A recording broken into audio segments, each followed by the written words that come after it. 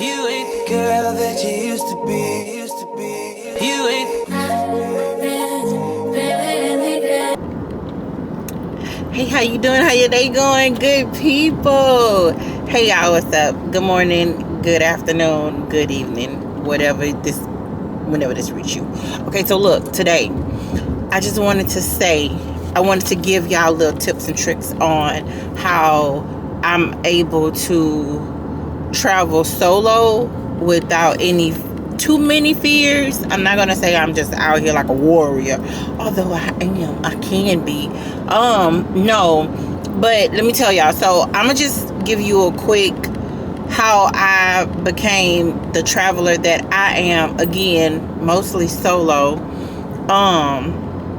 It's because I utilize social media. Social media can be a blessing and a curse. For me, sometimes it's been both, but hey, it is what it is. It hasn't been too bad. I don't want to paint that picture. But anyway, so y'all, it was like I was scrolling one day and I was looking, and I came across this event. And it was an event that was catered to luxury size women, plush women. Some people call them thick, big bone, whatever you choose, okay? Me personally, I like to be luxurious size.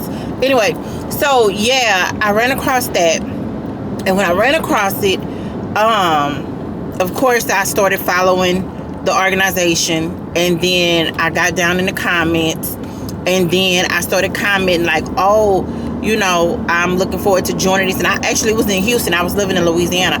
I was going to do it by myself. I was going to go to this event by myself, and I was just going to have the time of my life. The comments was like, you come solo, you leave with family.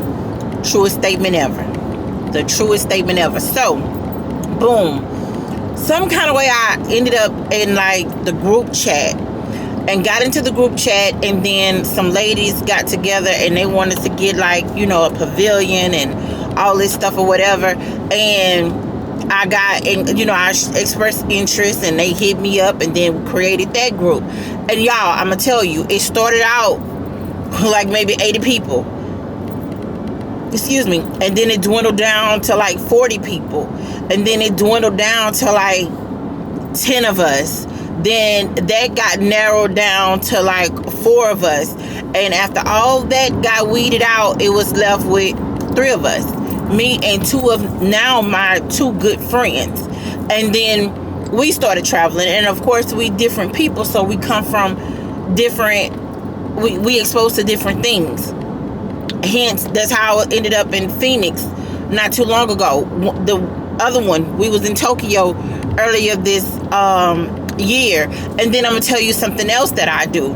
Because everybody may not be social media. I don't know, but I feel like if you're here, you probably do a little bit of something. You might dabble into something.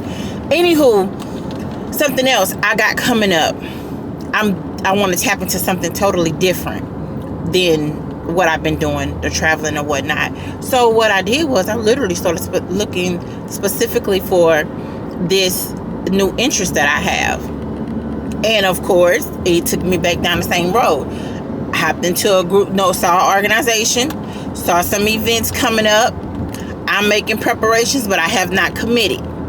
And committed mean I haven't given any money. I haven't, which I try to stay away from those. I like to do things where I cover my own accommodations. So when something go wrong, I don't have to, call lagoons to come get my money.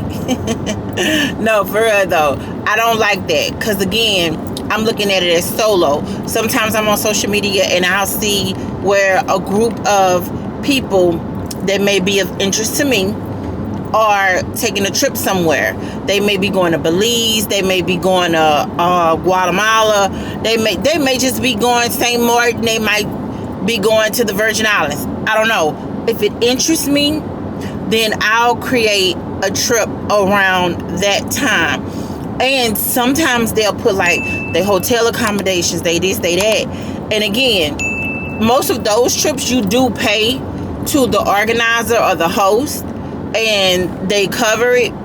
But me, myself, again, I don't want to send the goons. So sometimes I'll curate a trip around that time, that location. And it may sound weird to you, but to me, It's like, I know there's a group of people, and then sometimes I will hit them up and be like, hey, look, I'll be in that area around that time. Can I join y'all for a brunch or join for a lunch or something like that? Anything. Most times it's like, yeah, pull up, let us know this, that, and other. Nah, and then it'll be, oh, you could join us. I did that in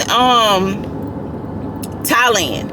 When I was in Thailand, it was one of the members of that trip was my friend, but I literally hit them up. They was like, oh, we on the strip, come on the strip. And I joined them, and I hung out with them, and our events didn't line up, but you get the point. I was solo, but I also I knew that I had some melanated people that could come through, or not even to make it melanated or not. I knew, hey, they got some folks over here. They over here, whatever. So, just a little tip: if you interested in something and you don't have that circle of friends that's out doing the things that you are interested in, or they come up with different excuses and whatnot, child, you don't have to settle for that. Find you another one, and you can still have your crew. I still got my day ones, my originals, and all of that. But good morning. Can you let me know earlier? Oh, you just want to say something. All right, y'all. So obviously your girl is late for the dungeon, so I'm gonna see y'all later. Bye. Everything's out in the open.